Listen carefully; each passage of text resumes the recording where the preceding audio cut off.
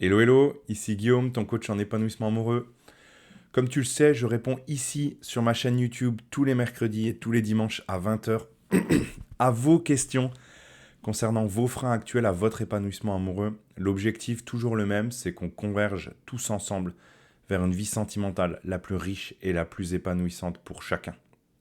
Ce soir, vous l'avez vu dans la miniature, je prends la question de Marie. Alors pour une fois, c'est une question issue de la vraie vie. Marie que j'ai rencontrée en soirée dansante, que je connais bien, qui m'a partagé un petit peu une problématique qu'elle rencontre en ce moment.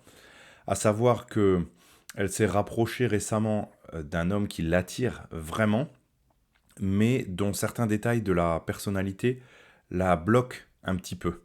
Et elle m'a demandé que faire par rapport à tout ça. Donc je rajoute quelques éléments de contexte, comme d'habitude.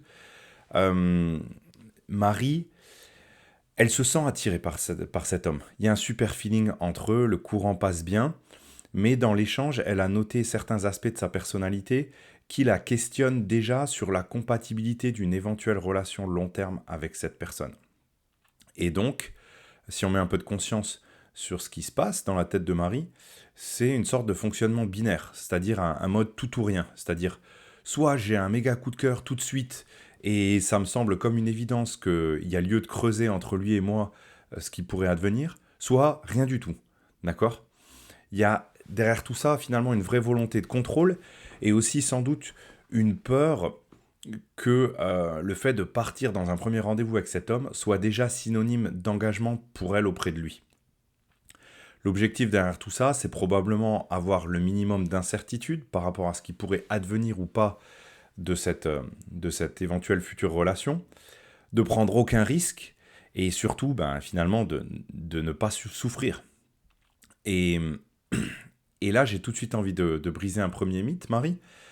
Euh, à mon sens, mais là, n'hésitez pas à me contredire en commentaire si vous n'êtes pas d'accord avec ça, il n'y a pas d'amour véritable sans souffrance potentielle. Tu ne peux pas t'engager dans une interaction amoureuse avec le frein à main.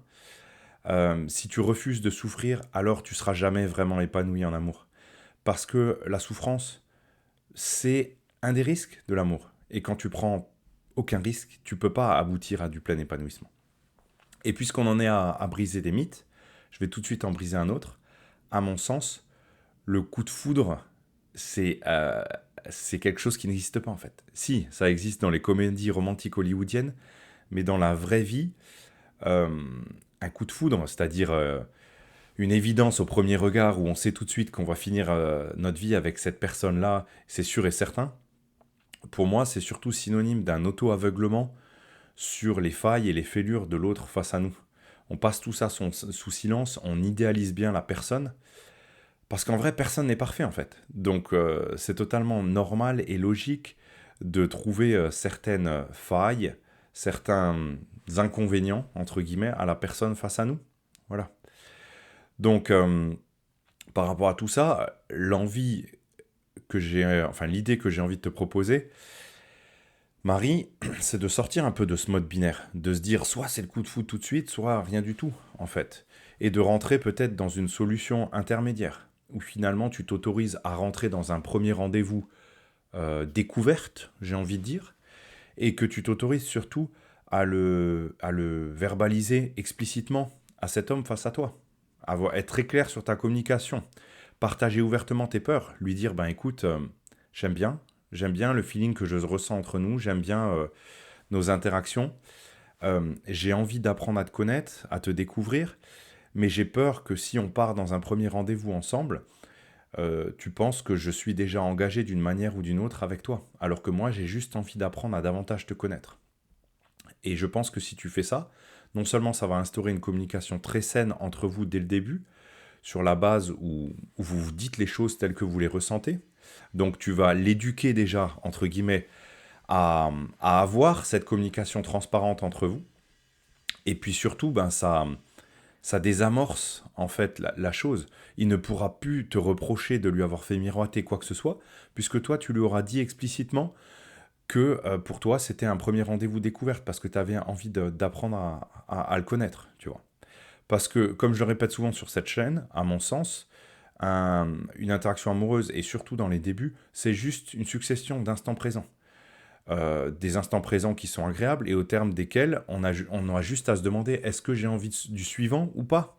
Et si on n'a pas envie du suivant, s'autoriser à mettre un terme à cette interaction explicitement et le dire à l'autre et lui oser dire à l'autre, bah écoute, je ne trouve pas mon compte dans cette interaction, ça ne correspond pas forcément à ce que je recherche, je préfère en rester là. Et si tu fais ça, si tu rentres dans ce premier rendez-vous, entre guillemets, découverte, ou premier, ou deuxième, ou troisième, ou quatrième, ou cinquième, le nombre de rendez-vous dont tu auras besoin pour te bâtir des certitudes sur ton envie d'aller plus loin ou non avec cette personne-là, eh ben, au moins, tu sauras vraiment si les détails que tu avais identifiés au début, ils sont réellement rédhibitoires ou non. Ou si c'est juste des choses que tu avais montées en mayonnaise, entre guillemets, par peur de t'engager un jour, tu vois. Parce que si on met un peu de conscience là-dessus, les imperfections, c'est aussi ça qui crée du lien. C'est aussi ça qui permet de mettre en avant une humanité commune entre toi et l'autre. À chaque fois que tu repères des imperfections chez l'autre et que tu oses lui montrer les tiennes, c'est une manière de dire à l'autre, mais regarde, je suis juste un être humain comme toi, moi aussi je suis imparfait, et j'ai pas peur de te le montrer. Et parce que je te le montre, tu sais déjà toi que tu peux être pleinement toi-même quand tu es avec moi, tu n'as rien à cacher. Voilà. Donc voilà ce que j'avais à partager avec toi, Marie. J'espère que ça t'aide dans ta réflexion, cette solution intermédiaire, d'oser aller dans des premiers rendez-vous découvertes. Et en même temps, c'est à ça que ça sert en fait, d'apprendre à se connaître pour voir si on veut plus, tout simplement. N'hésitez pas à rebondir sur cette vidéo en commentaire si elle vous a inspiré. N'hésitez pas aussi à poser vos propres questions concernant vos freins actuels à l'épanouissement amoureux. Vous pouvez les mettre soit en commentaire de ces vidéos, n'importe laquelle, sur ma chaîne, soit en me joignant en message privé sur mon profil Facebook, dont je vous mets le lien dans la description.